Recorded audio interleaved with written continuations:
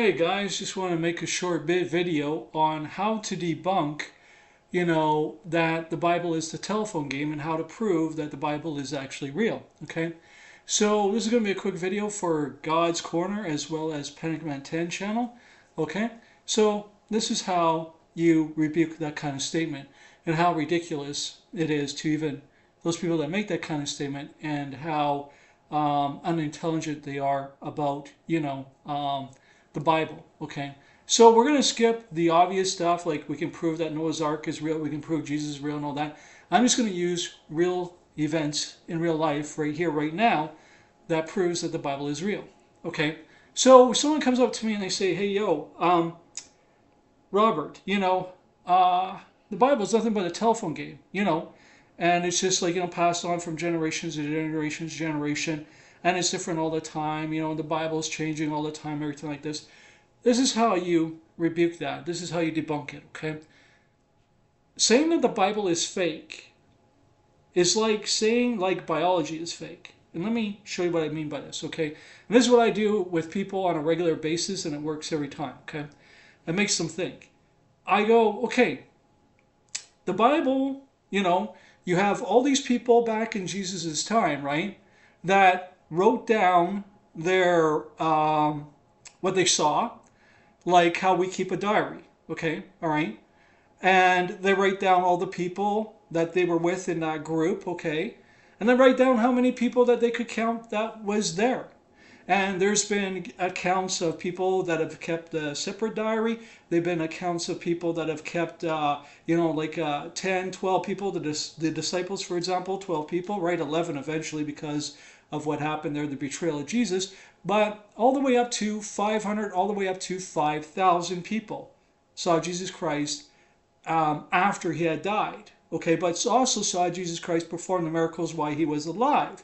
So this is how you debunk all that kind of stuff, right? When people say, oh, that's nonsense, it's not true, and everything like that, okay?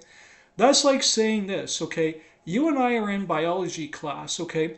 And what we have in common, what do we have in common? Okay, so we have the date, the time, the name of the professor, the name of the course, which is biology, and dissecting the frog is what we're doing in the class. So you mean to say that because my notes are different than your notes, but the context is the same, that's why it's the telephone game?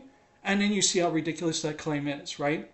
So what do we have in common? Okay, let's say there's 80 students in a class, right? It gets broken down into 8 groups of 10.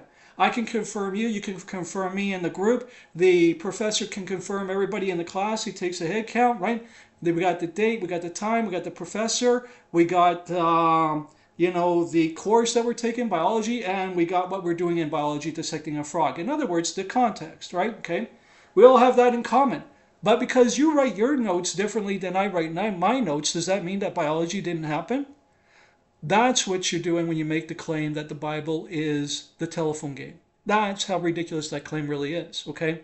So I hope this makes you think twice about that kind of stuff and actually makes you interested in the Christian Bible, because the Christian Bible is fact and is true, And so this is just a quick little thing to do here. If you want me to explain it even further, I can do that for you. You guys want short and concise videos, and I'm doing my best to do that, okay? All right?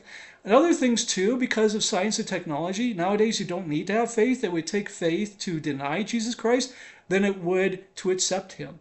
Back when I was growing up, we needed faith because we didn't have science and technology. You guys, through your science and technology, have proven that the flood happened. You found Noah's Ark. You found the bones of the Nephilim. You found the trees that the giants cut down. You could Google all this, by the way. You found, Noah's Ark. You got the height, the width, the length, and you got the heat signatures and of human beings being there and everything else that proves that Noah was there. You found Noah's bones. Okay, and you found the chariots that chased Moses across the Red Sea, and you found them underneath the Red Sea, the Egyptians that chased them, across the river, right? Okay, and you got the Shroud of Turin, and you got the head wrap, and if you watch my video about the Shroud of Turin kind of thing, there's a robot recently that scanned it with AI, proving that the Shroud of Turin is actually real and three-dimensional and has real blood stains on it. So in other words, everything that secular science has tried to do to debunk the Shroud of Turin is all a lie. Just like they lied to you that you came from a monkey or an ape. Okay? So that's how you handle these things. You actually look this stuff up on the internet and you can see for yourself there's a Noah's Ark and that kind of stuff too. So because you and I are in the same biology class and our notes are different, okay, because you write differently than I do, right? Okay. Does that mean that biology class never happened? Of course not. Of course it did happen, right? So that's how ridiculous it is to say that, just to come full circle here, because I threw in a little bit extra, but that's how ridiculous it is to say that the Bible is the telephone game. Okay? It's not the telephone game. The Bible is real. People wrote down the events. It took 500 to 600 years to make the Bible because there's all these different documents, like the Dead Sea Scrolls, for example.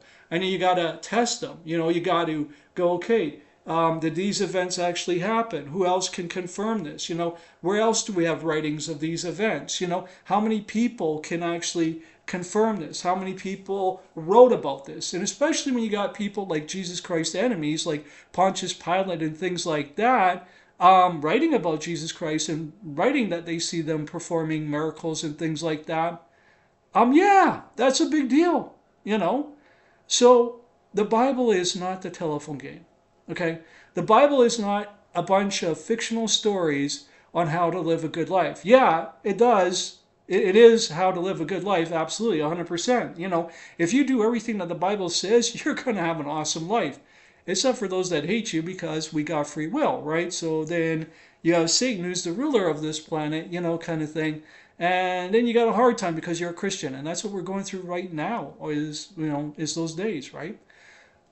But in the end, guys, honestly, it's very real. And what I don't understand with people nowadays is why wouldn't you believe? Especially when you have all this science and technology proving that it's real. Yeah, they'll debunk it, and geologists will say, you know what, that was just a bunch of rocks, or it's just your imagination, or whatnot.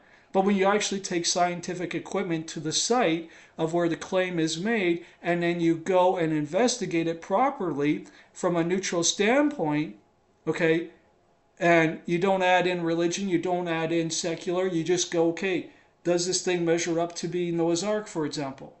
What else can we do? We bounce sound waves. It goes down 3 decks. Yeah, okay, that's the measurements. We got the measurements. We got the height, the length, the width. What else can we do? Oh, we got heat signatures, too, that prove that human beings were there before this thing was in the mountain, Noah's Ark, right? So that's the thing that you do. You go all the way down the well. You don't go down partly. You go all the way down the well. When you go all the way down the well, you find out the truth. And that's the problem, is that people don't want to know the truth. They'd rather believe in the lie than to believe in the truth. And the Bible's never lied to you. People have. Science has. It's flawed. But the Bible isn't. So anyway, that's just my 2 cents on it. Thanks a lot for watching the video. And we'll see you in the next one.